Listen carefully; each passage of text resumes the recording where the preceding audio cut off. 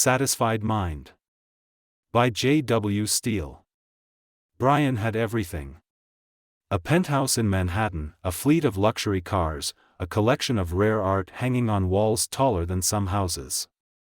His wealth had afforded him every pleasure, exotic vacations, Michelin-starred dining, the company of the most desirable people. And yet, he felt imprisoned. He had spent years chasing fulfillment, pouring himself into business, philosophy, art, and even philanthropy. Yet his mind remained a ceaseless wheel, spinning in an endless cycle of wants and dissatisfaction. Thoughts came and went like restless tides, doubts, desires, regrets, fears, all circling like vultures in the mirrors of his mind, in his decisions, in the measure of his integrity.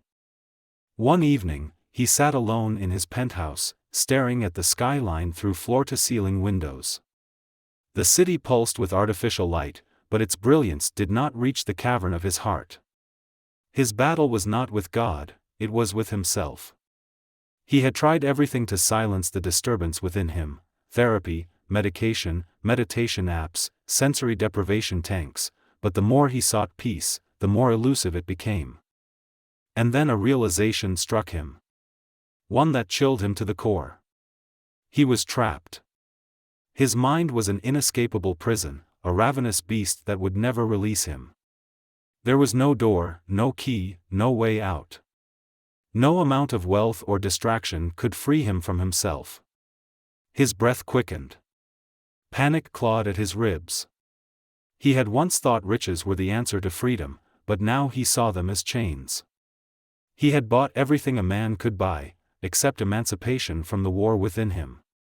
The realization spiraled, and grew monstrous. If he was his mind, then who was it that suffered within it? Could a man outrun his own shadow? Could a king escape his own kingdom?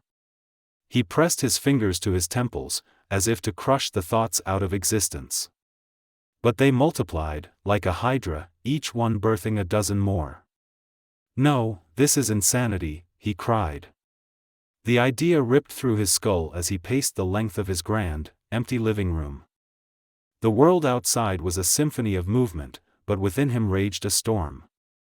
He envisioned his thoughts as a prison, as the great eternal maw, devouring him piece by piece. He tried to drown out the noise with music, alcohol, relationships, and indulgence in every kind of pleasure. He sought refuge in distractions, but they all crumbled beneath the weight of his own true nature, and the depth of his humanity. Days passed in this madness. He barely ate, barely slept. His body grew lean, but his thoughts remained relentless. He had entered a realm beyond suffering, where his own ego was his tormentor. Then, on the seventh night of his unraveling, something shifted. Exhausted beyond despair, he lay sprawled on the marble floor, staring at the ceiling. A quiet voice, whether from within or beyond, he could not tell, but it spoke, saying, "Let go." He had fought his thoughts like a man battling waves, and yet the ocean had never struggled against him. If he was a prisoner, then who was his captor? He had tried for so long to conquer his mind, but perhaps a victory was not in conquest. Perhaps it was in surrender. And so, he stopped resisting. He let his thoughts come, every fear, every regret, every hunger, every shame and defeat. He let them wash over him like a flood, let them come and go, neither clinging nor fleeing from any. He was no longer a warrior in battle, he became the battlefield itself. And in that moment, the storm passed. A great stillness took its place, deeper than anything he had ever known. His mind did not disappear, but it no longer bound him. It was not a prison. It was simply a river, flowing, changing, existing.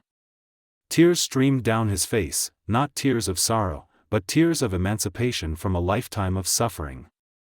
The next morning, Brian stepped onto his penthouse balcony, gazing over the waking city. The streets pulsed with life, the sky blushed with dawn. The world had not changed, but he had. He smiled, not because he had found the answer, but because he no longer needed one. For the first time, he was free.